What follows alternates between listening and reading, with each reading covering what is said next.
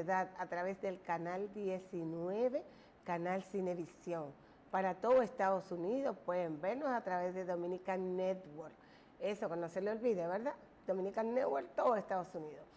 Pero que también ustedes pueden continuar viéndonos a través de las redes sociales, y una de nuestras redes principales, la que usted puede visualizar este contenido en este momento online, es en Facebook. Usted se conecta al Facebook de Andrés Matos y desde ahí puede dar seguimiento a nuestro contenido, pero también en el Facebook de Isabel Acevedo usted puede también conectarse desde ahí. Si no lo ha hecho, pues lo puede hacer, ¿verdad? Para los que no me conocen, ¿verdad? Que Isabel Acevedo está con ustedes en el día de hoy. Yo dudo de que nuestros televidentes no me conozcan porque me ven cada viernes aquí en Sociedad y Seguridad Social. Pero como no es habitual estar aquí los lunes, pues me presento ante ustedes. Nosotros tenemos hoy un tema, como cada semana, de salud que nos trae ese magistral catedrático y médico, el doctor Alfredo Polanco. Vamos a ver si está disponible ya la comunicación con el doctor Alfredo Polanco. Buenos días, Isabel Acevedo. Buenos días a nuestro público. Buenos días a Licho, donde quiera que se encuentre. Posiblemente esté tomando vacaciones o simplemente está en labores trabajo. En el día de hoy tenemos buenos días a nuestro público, querido público. Sin ese público tan maravilloso no fuera posible este gran espacio. Pues bien, en el día de hoy tenemos un tema bastante importante que ha sido pedido, ha sido solicitado por algunas personas, muchos de mis pacientes. Pues básicamente hemos visto la necesidad de tratar este tema, ya que casi todos los días encontramos a pacientes que van a una primera consulta nuestra, le preguntamos qué medicamento usa, por qué tiempo lo utiliza, y entonces nos damos cuenta que un porcentaje bastante alto de los pacientes que asistimos, pues tienen de una manera u otra lo que es la automedicación. Entonces, la automedicación es un problema bastante importante, y sobre todo en nuestro país, República Dominicana. A nivel mundial, según la Organización Mundial de la Salud, en el año 2021 fallecieron alrededor de 700,000 personas secundario a la automedicación. Eso es de manera directa. No sabemos cuántas personas fallecen anualmente de manera indirecta por la automedicación. Uno de los principales problemas de la automedicación es, primero, las personas están utilizando con frecuencia los antibióticos. Vi un estudio donde el 80 y tanto por ciento de los casos de automedicación corresponden a analgésicos o calmantes. Y en segundo lugar, tenemos los antibióticos. Vamos entonces a ver lo que ocurre con los calmantes, por ejemplo, como son uno de los medicamentos más utilizados en lo que es la automedicación. Por ejemplo, en el caso de los analgésicos, sabemos nosotros como médicos el gran problema que acarrea el uso de analgésicos antiinflamatorios. Por ejemplo, el usted estar utilizando calmantes de manera indiscriminada podría conllevar a problemas de salud tales como son el sangrado gastrointestinal. O sea, un paciente puede hacer una úlcera sangrante secundario a medicamentos antiinflamatorios no esteroideos. Eso es por un lado. Por otro lado, vamos a tener que los pacientes que se automedican pueden tener por largo periodo de tiempo lo que son problemas renales. Hemos tenido casos de pacientes que tienen insuficiencia renal crónica secundario al uso de antiinflamatorio no esteroideo por largos periodos de tiempo. Entonces, ahí vemos dos problemas importantes. Uno es el sangrado, otro es la insuficiencia renal. Pero también vemos con la utilización de medicamentos que son considerados inocuos, es decir, para muchas personas el simple hecho de usar acetaminofén no es un problema.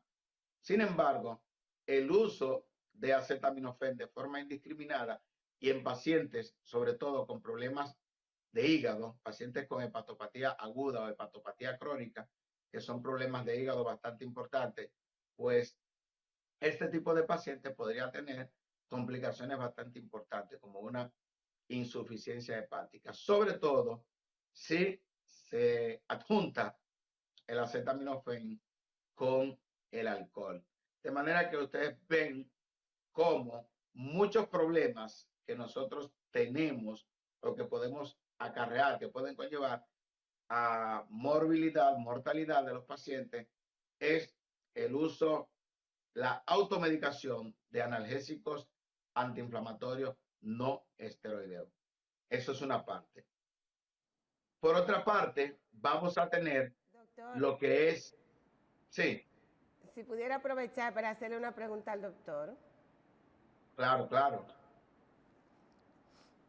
Doctor, a propósito de que usted está conversando acerca de esos medicamentos que usted nos dice que las personas utilizan de libre elección, nosotros tenemos en el mercado nacional, los laboratorios tienen descritos los medicamentos como éticos y populares. Hay unos medicamentos, esos medicamentos que usted acaba de decir, son medicamentos populares, en lo que las personas pueden comprar libremente, sin necesidad de receta médica, aunque todos regularmente, los éticos, perdón, requieren como de receta médica, aunque se vendan sin receta médica. Cuando vemos los productos que llamamos éticos dentro de los establecimientos de los laboratorios, como en las farmacias, que los pacientes pueden ir y comprarlo libremente, que tenga una gripe, que tenga un dolor. La gente entiende que ese tipo de medicamento no tiene ninguna consecuencia, el uso descuidado, vamos a decir, de ello. ¿Qué usted nos puede decir? Bien, por ejemplo, la semana pasada tuve un caso de una joven que fue a mi consulta, ya había iniciado tratamiento antibiótico, había comprado acitromicina, que no es un medicamento de venta libre porque es un antibiótico. ¿Para qué ocurre? Esa paciente lo que tenía era un proceso gripal, era una gripe. Entonces, ahí tenemos un problema. Abuso de antibióticos. Entonces, ahí vamos a tener resistencia microbiana. Por ejemplo, según la Organización Mundial de la Salud, para el 2050, si seguimos como vamos, no vamos a tener un arsenal de antibióticos para tratar los diferentes procesos infecciosos. Y se supone, se presume, se pronostica que para el 2050 morirán por uso indiscriminado de medicamentos más de 11 a 12 millones de personas. O sea, esta sería la segunda causa de muerte si seguimos como vamos. Con respecto a una gripe, por ejemplo, sí, hay jarabes antigripales que usted puede comprar y utilizarlo si usted tiene un proceso gripal. Pero si usted tiene 3, 4, 5 días con un proceso de fiebre, malestar general, tos, dificultad respiratoria, y usted, lo ideal es que usted acuda a su médico. Mucha gente dice, no, pero por una gripecita no voy a ir al médico. Sí, pero hemos tenido pacientes que no es una gripecita que han tenido una neumonía. Entonces ese paciente se ha descuidado en la casa porque tiene una semana tosiendo. La gripe es un proceso autolimitado. Entonces el paciente va empeorando comprando jarabes antigripales y cuando llega al médico, ese paciente que se ha automedicado ya posiblemente tenga una neumonía complicada. O sea, por eso es importantísimo que usted tiene un proceso que usted supone que es una gripe y usted no tiene un año que no va al médico o el tiempo que sea, acuda a su médico que le dé una revisión, porque muchos pacientes, por ejemplo, tienen años, 2, 3, 4, 5 años, que no acuden al médico, han estado automedicándose, no sabiendo las complicaciones que puedan tener. Yo, por ejemplo, la semana pasada, el martes pasado, tuve a un paciente que, ¿cuántas veces había ido al médico en los últimos 7 años? Ni una. Y cuando revisamos todos sus análisis que le habíamos indicado, pues el paciente tiene una insuficiencia renal crónica estadio 5, es decir, ese paciente de 41 años, ¿qué le corresponde?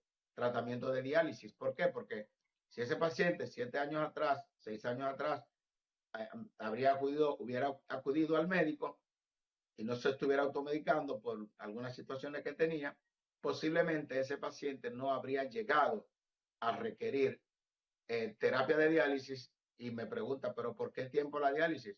Yo le digo, es que es crónico tu problema. Tus riñones están pequeños. Tus riñones miden la mitad de lo que miden unos riñones normales. Es decir, tiene un problema crónico que es irreversible. ¿Por qué? Un paciente que estaba en automedicación durante varios años, no había acudido al médico, ya tenemos una insuficiencia renal crónica. Entonces, continuando con lo que son los antibióticos. Los calmantes o analgésicos son el primer tipo de medicamento más utilizado para automedicación. En segundo lugar, tenemos los antibióticos. Esa proliferación de uso indiscriminado de antibióticos en el mundo entero se exacerbó a partir del año 2020 con la COVID-19. ¿Por qué? Bueno, casi todo paciente, inclusive de manera hasta preventiva, sobre todo en países como República Dominicana, o sea, no todos los países tienen la regulación que tiene Estados Unidos, que hay que tener una receta para adquirir un antibiótico. Se puso muy de moda la utilización de acitromicina y ciprofloxacina. O sea, estos dos antibióticos, un paciente tenía una gripe y compraba uno de estos antibióticos. Se lo tomaba por 5 días, por 7 días, por el tiempo que sea, sin ese paciente necesitar un antibiótico. Porque tenemos que aclararle a la población, una gripe no se maneja con antibióticos. Una gripe es provocada por un virus. Los antibióticos no son contra los virus. Los antibióticos son contra las bacterias, pero la población general no entiende eso. Yo he tenido pacientes que por un dolor de muela, por un dolor abdominal, utilizan un antibiótico. Los antibióticos no son analgésicos, no son calmantes. Entonces, ¿qué trae como consecuencia esto? Que, por ejemplo, los dos tipos de infecciones más frecuentes en el ser humano son las infecciones de las vías respiratorias y las infecciones de las vías urinarias. Ahora, ¿qué ocurre? Cuando usted le hace un cultivo de esputo, cuando usted le hace un cultivo de orina, esa orina salió con una bacteria llamada Escherichia coli y usted va a ver en el antibiograma cómo dice Escherichia coli, más de 100.000 unidades de colonia, resistente a casi todos los antibióticos, sensible a 2 o 3 antibióticos. Entonces, ¿qué ocurre? Tenemos ya una alta resistencia de las infecciones de vía urinaria a los diferentes tipos de antibióticos. ¿Por qué? Porque hemos relajado el uso de antibióticos. Entonces, cualquier tipo de infección de una bacteria resistente, o sea, cualquier persona se la puede transmitir. Es decir, yo que no he utilizado antibióticos, pero alguien que está cerca de mí, que está conmigo, ha utilizado antibióticos de manera indiscriminada.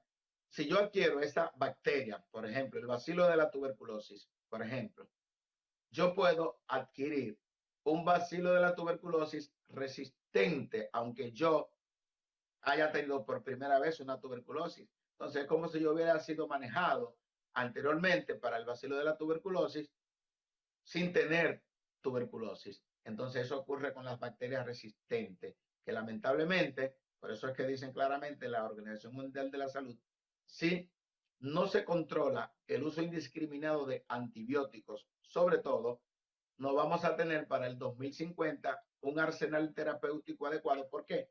Porque la resistencia antibiótica va más rápida que los nuevos antibióticos que se están descubriendo. O sea, miren cómo es la cosa. Entonces, ¿por qué anteriormente, a principios del siglo XX, antes en el siglo XIX, por qué prácticamente la mayoría de las personas que tenían una infección morían?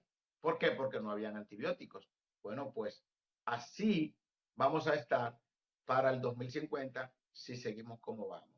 O sea, por eso hacemos un llamado importante no solamente a los pacientes para la automedicación de antibióticos, sino también para los propios colegas míos, los médicos, que no estén indicando antibióticos para una gripe, porque también eso es un caso que lo vemos muy frecuente, sobre todo después de la COVID-19.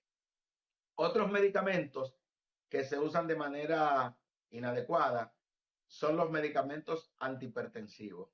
Por ejemplo, tengo un hermano que sufre de la presión, a mí me diagnosticaron hipertensión arterial, se me terminaron los medicamentos y yo voy a utilizar los medicamentos de mi hermano.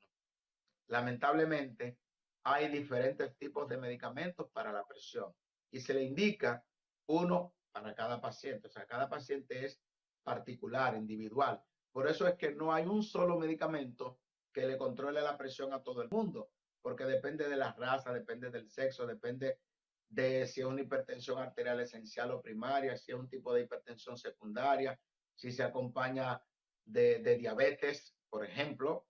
Si ese paciente hipertenso es hepatópata crónico, lleva un tratamiento diferente, etcétera, etcétera. Entonces nosotros como médicos somos quienes estamos capacitados para que luego de una buena historia clínica, un examen físico adecuado, pues nosotros vamos a prescribir la terapia antihipertensiva del lugar.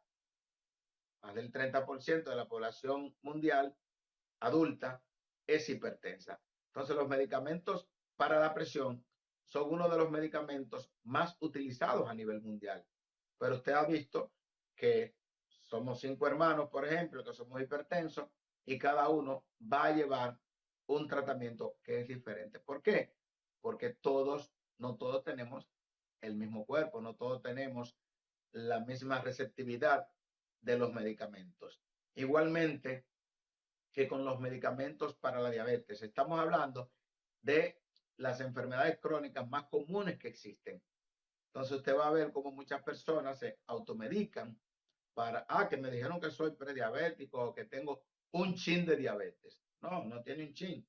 Usted es diabético o es prediabético. Y si a usted le prescribieron un medicamento para la diabetes, ese es el medicamento que usted debe de utilizar. A algunas personas se les prescribe insulina, pero ellos al cabo de un tiempo cambian de insulina para otro medicamento, una pastilla, porque no van a estar Si pudiera más hacerle una pregunta al doctor. utilizando ese medicamento, y cuando ese paciente va a evaluarse, va a tener ya complicaciones crónicas de la diabetes por no haber. Doctor, Sí. yo deseo preguntarle, doctor, a propósito de esos medicamentos que usted estaba conversando sobre la diabetes, yo estoy viendo muchas personas utilizando los medicamentos que se prescriben para la diabetes para rebajar de peso. ¿Qué daño pudiera estarle haciendo a una persona que lo utilice en ese sentido? Sí, precisamente hay medicamentos que inicialmente se utilizaron o se idearon para la diabetes y como efecto secundario, beneficioso lógicamente, conllevan a la pérdida de peso. O sea, hay diferentes tipos de medicamentos que son bastante buenos, pero ¿qué ocurre? Ese medicamento, por ejemplo, por eso es que es importante la no automedicación, porque yo como médico evalúo al paciente, veo el índice de masa corporal que tiene y atendiendo al índice de masa corporal que tiene, vamos a ver con qué dosis de medicamento vamos a empezar. Si ese paciente requiere ese tipo de medicamento, porque hay interacciones, por ejemplo, y si un paciente que tiene una cardiopatía isquémica, si un paciente que ha tenido antecedentes de infarto al miocardio, o si un paciente que ha tenido trombosis cerebral, o si un paciente que tiene alguna otra patología que interactúe con ese medicamento. Entonces, por eso es importante, señores, la evaluación previa del paciente con su médico de cabecera y que ese médico, o sea, el paciente tiene la potestad, tiene el derecho de hacerle cuantas preguntas quieras al médico en esa consulta. Y ahí mismo el médico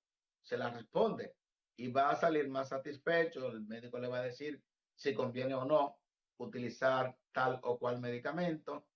Veo que en los gimnasios, de verdad, que se utilizan muchos medicamentos para um, tener músculos, medicamentos que algunos de los cuales son anabólicos que podrían provocar daño renal. Entonces, por eso hay que tener bastante cuidado cuando usted utiliza cualquier tipo de medicamento sin que sea supervisado por un facultativo médico conocedor de ese medicamento. Con respecto a otros medicamentos como son los antidepresivos, medicamentos ansiolíticos también, que son medicamentos que se prescriben exclusivamente con una receta médica.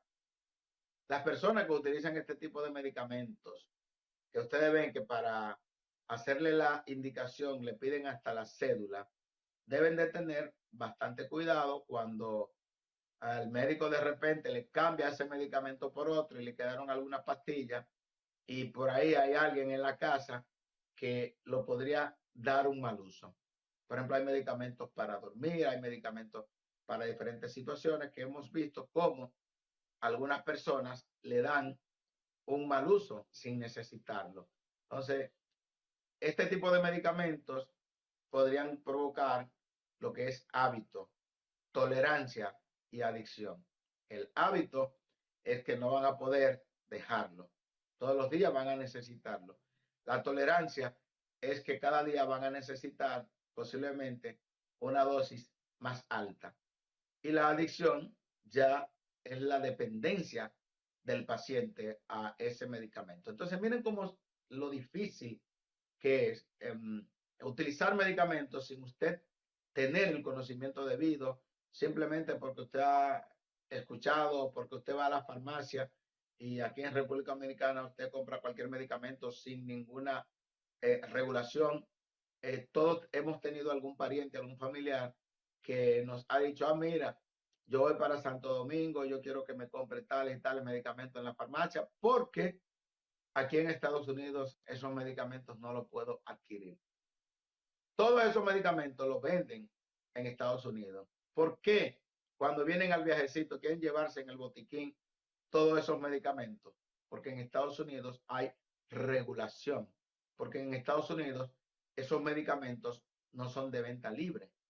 En República Dominicana esos medicamentos no deberían ser de venta libre, pero usted se para, usted va a una farmacia cualquiera y usted se sienta ahí en un banquito, usted pide algo, usted se sienta y usted va a ver que la mitad de los pacientes que van a comprar medicamentos no van con receta. O sea, simplemente van a veces, mira, yo tengo tal cosa, yo quiero que tú me recomiendes tal medicamento, o yo quiero 20 ampicilina, o yo quiero tantas acitromicina, o yo quiero eso.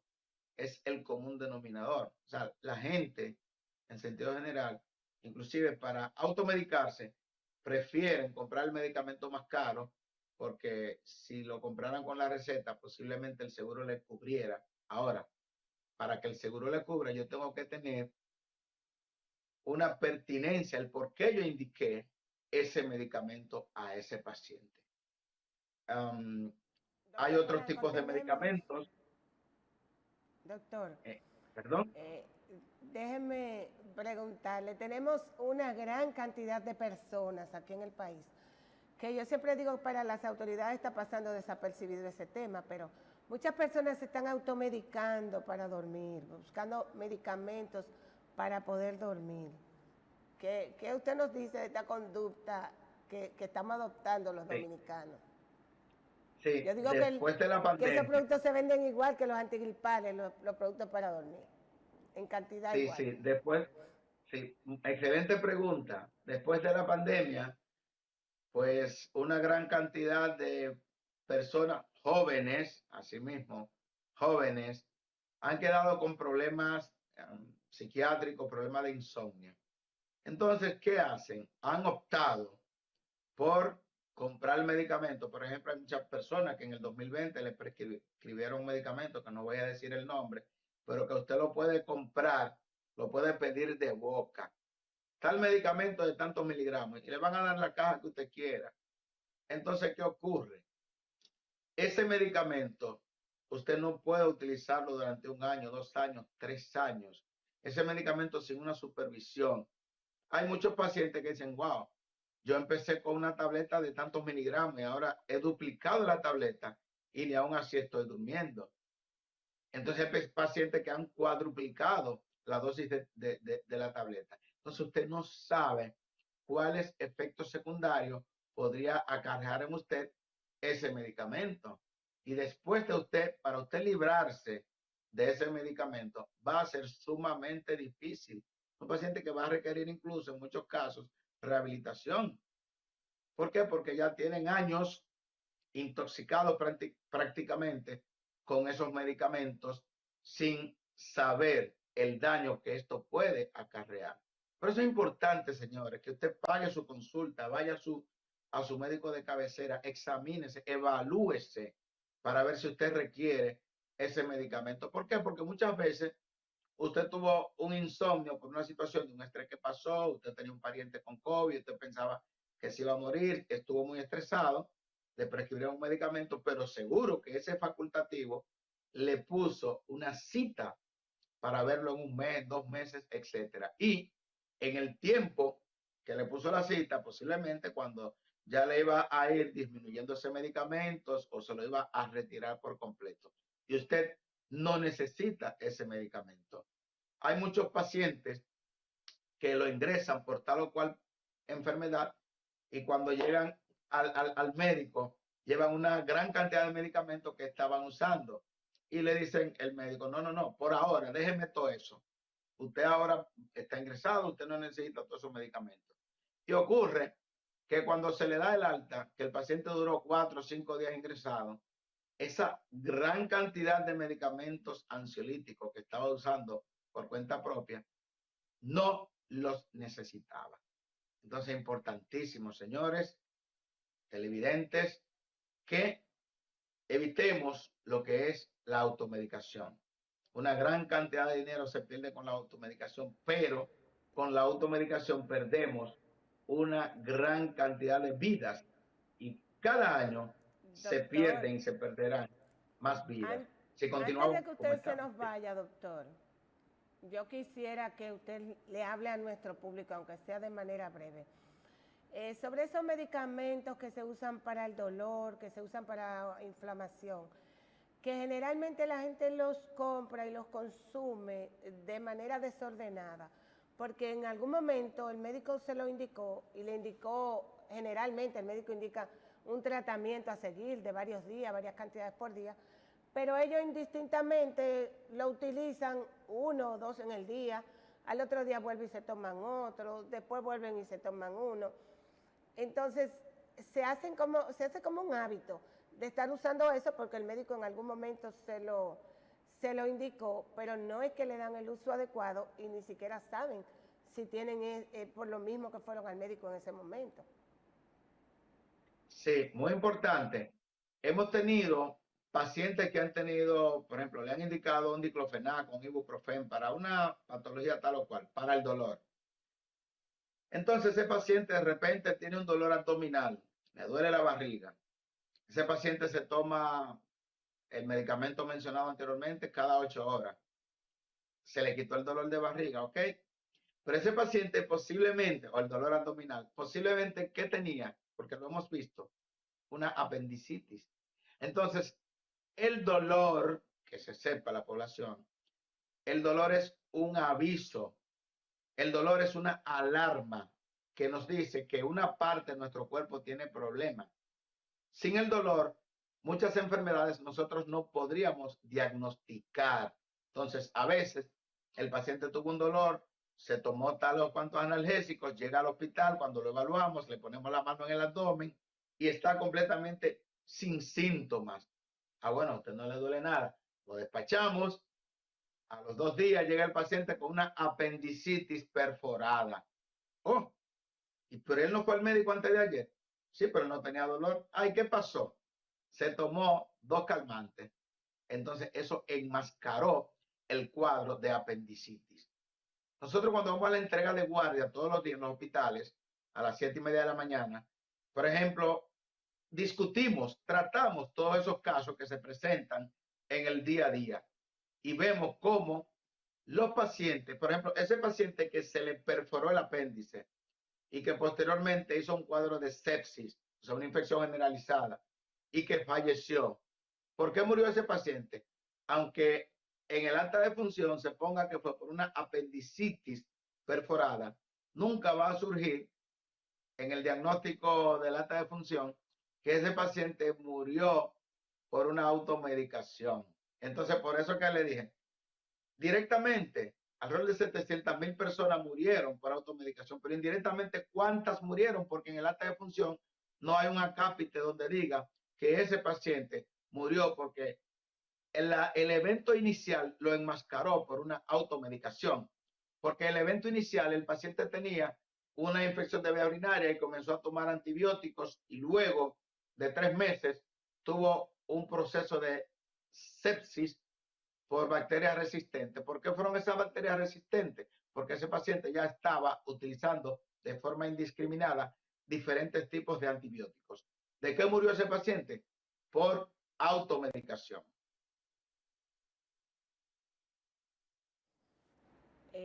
Hay medicamentos, doctor, que, por ejemplo, usted mencionó ahorita 2 medicamentos y yo no quiero desaprovechar la oportunidad de conversar con usted a ese respecto. Usted mencionó ahorita el ibuprofeno. Resulta que en Europa ese medicamento no se utiliza si no es bajo receta médica y en Estados Unidos la concentración en la que circula es de 200 miligramos. Aquí lo tenemos hasta 800 y de un uso completamente diario, inadecuado de las personas. ¿Usted cree que el Ministerio de Salud, y le hago la pregunta, ¿verdad? Porque usted es parte del sistema. Yo entiendo que ha habido como negligencia con el Ministerio de Salud y el uso de ese medicamento. Sí, ese y otros medicamentos. O sea, las personas aquí, y está claro, en Estados Unidos 200 miligramos de ibuprofeno. Aquí 400, 800 miligramos, etcétera. Esa dosis es una dosis terapéutica para algún tipo de dolencia que nosotros los médicos sabemos, pero en sentido general, imagínense ustedes cuando un paciente se toma 3 veces al día ibuprofeno de 800 miligramos, usted se imagina el daño que le está provocando a su estómago, ¿ah? Una perforación, una úlcera gástrica. Usted se imagina el daño que le está provocando a sus riñones, una insuficiencia renal aguda por el uso inadecuado de antiinflamatorios no esteroideos. O sea, y así sucesivamente. O sea, podemos tener diversas patologías secundarias a este medicamento y a otros que la dosis, por ejemplo, la cantidad, el tiempo, no debería de pasar de 7 días. Y usted va a ver pacientes utilizándolo hasta por un mes de manera indiscriminada. Lo mismo pasa con los antibióticos, que hay pacientes que hasta por el dolor de barriga, por lo que sea, utilizan una ampicilina. Lamentablemente, estamos provocándonos bastante daño a nuestro cuerpo, bastante daño a nuestro sistema inmunológico, a nuestro sistema de defensa, porque nosotros estamos inclusive cuando estamos utilizando antibióticos, estamos provocándole daño a unas bacterias que se llaman bacterias comensales, o sea, unas bacterias que nosotros tenemos que son las encargadas de la defensa de nuestro cuerpo. Y lamentablemente estamos haciendo un barrido de esas bacterias y cuando viene a ver, tenemos infecciones por hongos, infecciones micóticas. Y ahí sí es verdad que la pintura es dura, cuando tenemos una infección por hongos, que hay pocas armas para las infecciones por hongos, que muchas veces son secundarias al uso indiscriminado de antibióticos. Nos barrieron todas las bacterias defensoras y ahí tenemos entonces infecciones por hongos. Disponibilidad de tiempo que usted tiene, yo creo que yo he abusado de esos tiempos en el día de hoy, pero es que yo estoy en mi ambiente de trabajo, yo veo cantidad de situaciones que se producen y yo cuando supe que tenía que verlo, que estar compartiendo hoy el programa con usted, una de mis grandes satisfacciones fue esa, porque sabía que iba a poder conversar con usted sobre este tema. Gracias, gracias. Hay un producto aquí, yo quisiera que usted me diga, la pseudoefedrina, ¿qué efecto hace al organismo? Y sí, yo creo que no está, o que está contraindicada en el uso de ese medicamento. De hecho, le hago la pregunta porque tenemos aquí un famoso antigripal que todo el mundo lo busca de manera efusiva en todos los establecimientos comerciales, es porque contiene esta sustancia. Y hasta donde yo sé, el Ministerio de Salud Pública como que está controlada, pero sigue circulando el producto de manera sin ninguna precaución en su venta. Sí, es un medicamento que provoca, uno de sus efectos importantes es una vasoconstricción. Por tanto, es un descongestionante bastante importante. Ahora bien, como provoca vasoconstricción, podría en algún momento provocar incluso afectaciones cardíacas, como son taquicardia, podría provocar arritmias cardíacas bastante importantes. O sea que cualquier paciente que haya tenido, por ejemplo, cardiopatía isquémica, es decir, paciente que haya tenido un infarto, lógicamente le va a provocar aumento de la frecuencia cardíaca, aumento del consumo de oxígeno, podría desencadenar arritmia y por tal motivo podría desencadenar otro infarto agudo al miocardio. ¿Sabes cómo te digo? Por eso es importantísimo que todos esos medicamentos, antes de nosotros hacer una prescripción, te ve que nosotros hacemos una buena historia clínica, donde vamos a hacerle al paciente preguntas importantes. El paciente a veces yo le digo, doctor, al paciente que me excuse, que le estoy quitando mucho tiempo, porque siempre uno tiene que ser respetuoso con el tiempo del paciente, y a veces uno se tarda demasiado tiempo en la consulta del paciente.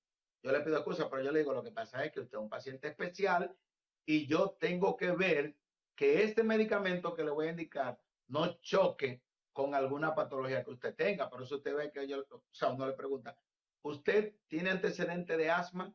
¿Usted tiene antecedente de migraña? ¿Usted tiene antecedente de que es hipertenso? ¿Es diabético? O sea, todas esas preguntas son obligatorias.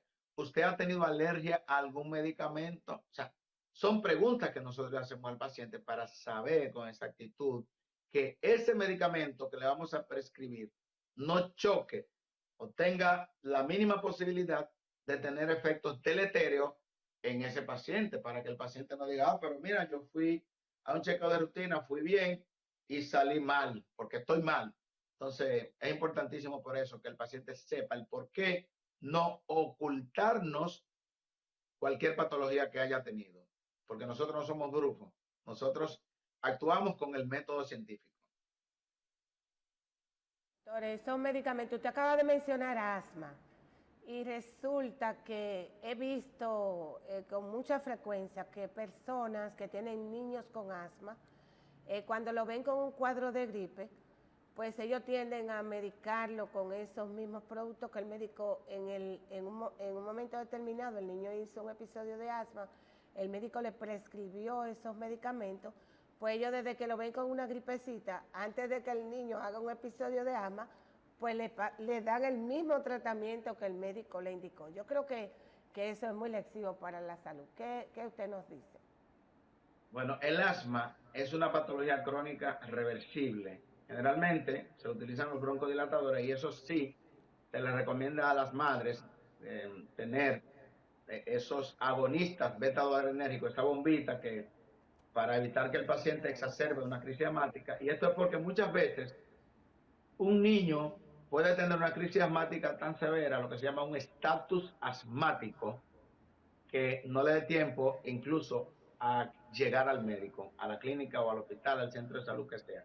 Entonces, por eso, generalmente, cuando una madre tiene un niño asmático, o sea, en la escuela deben de saberlo, la profesora, en su mochila debe de tener la bombita. Sobre todo tenemos pacientes que hacen crisis de broncoespasmos con bastante frecuencia, pues sobre todo con los cambios de temperatura, con el frío, con el polvo, con el calor, etcétera. Entonces, ahí sí es importante que la madre sepa, la profesora sepa, el profesor sepa que tal o cual paciente es asmático. Igualmente que el paciente diabético, sobre todo el paciente diabético tipo 1, ese niño que tiene 3, 4 años, que es diabético, que es dependiente de insulina, el profesor, la profesora, el director, todos, o sea, los que tienen que ver, los directores, directivos de la escuela, tienen que tener conocimiento de que tienen un niño que es diabético tipo 1, porque ese paciente en algún momento podría hacer una crisis de hipoglucemia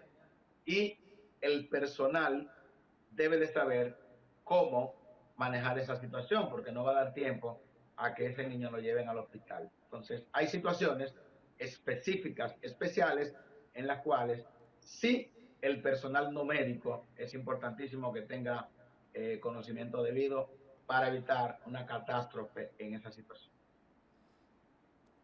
Doctor, yo voy a agradecer el tiempo que usted se ha extendido hoy con nosotros, porque de verdad para mí ha sido un placer yo poder, esos temas en los que yo tengo mucha, veo en el día a día y eso me causa mucha preocupación con la población y ese uso de la automedicación del que usted habla. Lástima, yo espero que en algún momento podamos hablar más extendidamente del por qué se da y por qué está creciendo esa automedicación en nuestra población. Y yo con el tema de la atención primaria, yo creo que eso hubiésemos resuelto un poco el tema de lo que es la automedicación. Yo sé que no tenemos tiempo ya para más tiempo con usted. Le agradecemos que haya estado en el día de hoy con nosotros y también tenemos que irnos a unos comerciales porque hemos abusado hoy de nuestros patrocinadores. Bueno, el próximo lunes estaremos pendientes aquí presentes con otro tema similar. Nos vemos el próximo lunes y continúen ustedes con Periodismo y Sociedad. Muchas gracias, doctor. Nos vamos a una pausa.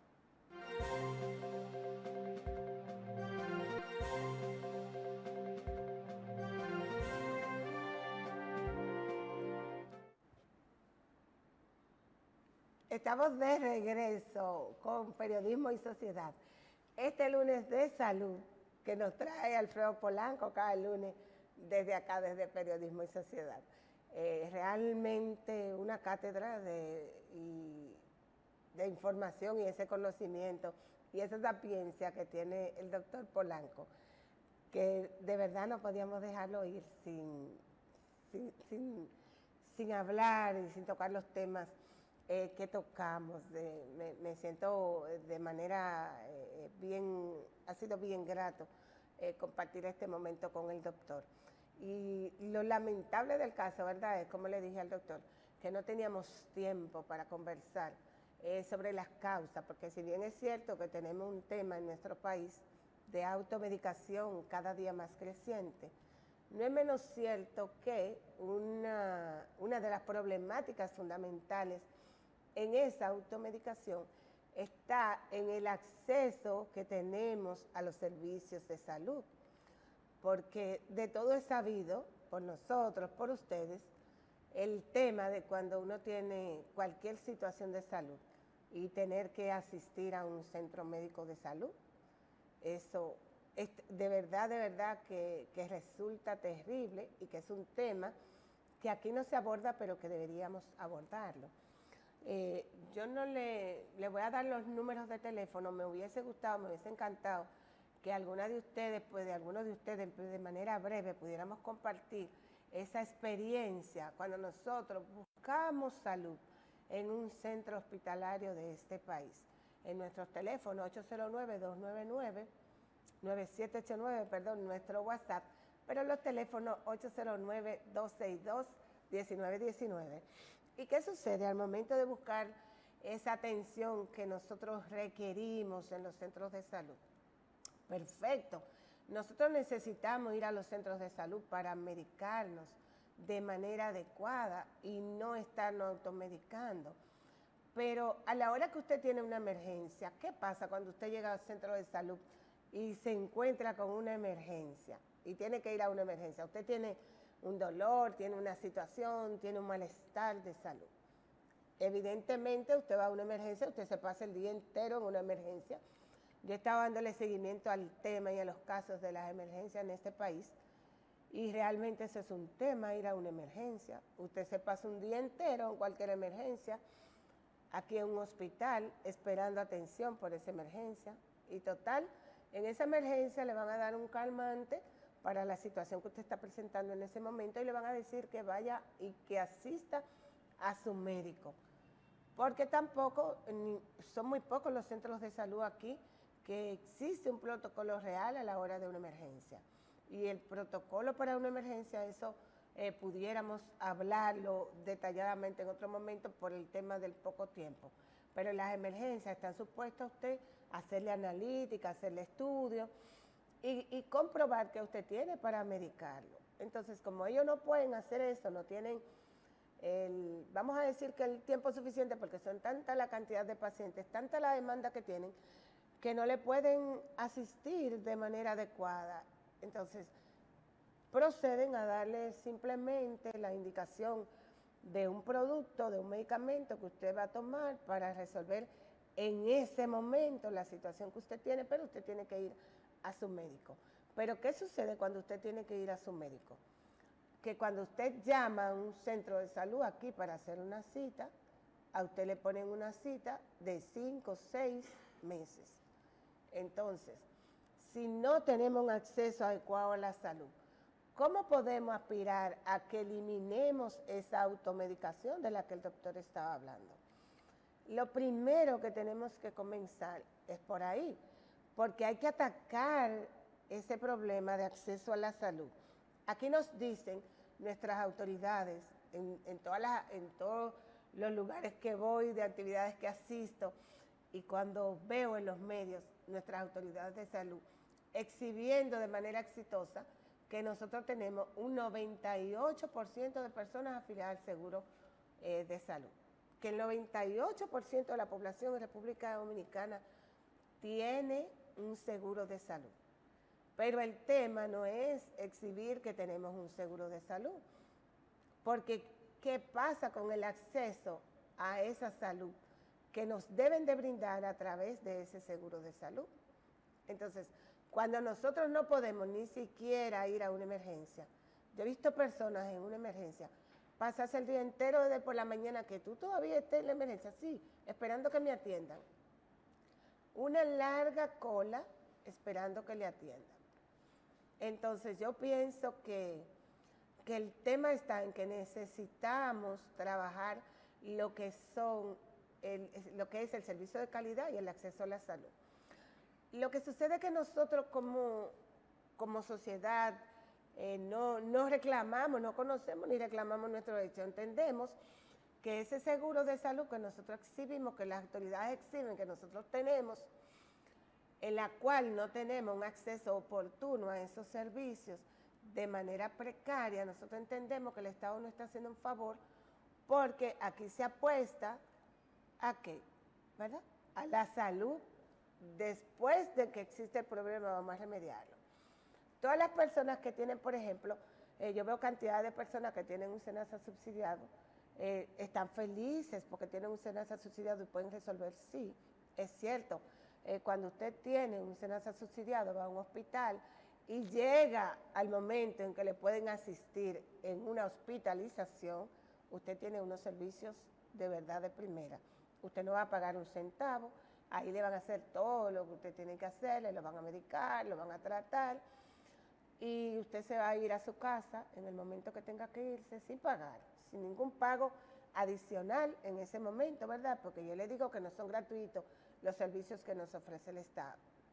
Entonces se van a ir a sus casas sin pagar un centavo, entonces la gente vive feliz porque tiene eso, pero es simplemente eso lo que nos deben de brindar a través de ese seguro de salud. Yo me encontré en la semana pasada con una señora que de manera lastimosa ya me decía que desde el año pasado su médico le había prescrito, le dijo, pero iba donde el cardiólogo, y el año pasado cuando fue a su cardiólogo el médico le dijo, vaya y dígale que le ponga una cita para 3 meses. Fue a un hospital público, ¿verdad? Un hospital del Servicio Nacional de Salud. Cuando ella va a buscar su cita le dicen, no, venga en enero porque no hay cita para ahora.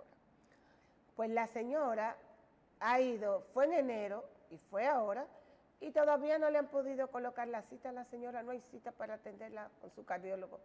Me dice ella que desde que vio al cardiólogo hasta la fecha, tiene como 7 meses en eso.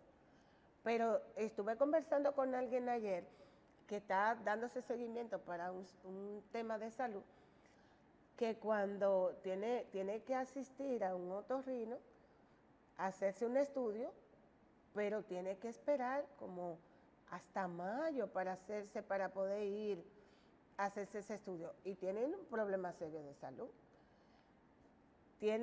Encontré otra que tiene una prescripción para una analítica, que es otra, que usted no puede de ninguna manera irse a hacer una analítica aquí al sistema público de salud, porque usted tiene que ir al sistema privado, porque realmente usted tiene que tomar una cita para hacerse esos análisis, y entonces que esa cita, después que llegue el tema de hacerse la analítica y que le entreguen el resultado, que no haya vencido la indicación cuando llegue la cita, que no haya vencido la indicación que a usted le dieron para hacérsela, porque si le dieron esa cita que pasó un mes, usted no puede hacérsela con esa indicación que el médico le dio ya. Así existen cantidades de situaciones que se dan en el tema salud de este país, en el cual no hay acceso a esa salud que nosotros deberíamos tener y a esa automedicación que nosotros deberíamos mejorar y manejar, y que no lo podemos hacer. Yo quisiera, a mí me están haciendo una señita ahí de que se está terminando el tiempo, pero aquí hay algo que me dice que yo quisiera decirle a ustedes, dejarle con esto. La Constitución de la República Dominicana consigna la salud como un derecho de la población, siendo una responsabilidad del Estado proporcionar el acceso a los servicios de salud con calidad, en la cantidad necesaria y en la forma equitativa para garantizar la materialización de este derecho. Entonces, nosotros materializamos este derecho y tenemos un servicio y un seguro de salud cuando se cumple con estos requisitos. Nosotros esperamos que en algún momento nosotros tengamos la conciencia necesaria y salgamos a reclamar ese servicio de salud que nosotros nos merecemos como ciudadanos y que está consignado en la Constitución de la República. Muchas gracias a ustedes por haber estado con nosotros en el día de hoy, al doctor que estuvo con nosotros, los chicos que nos asistieron.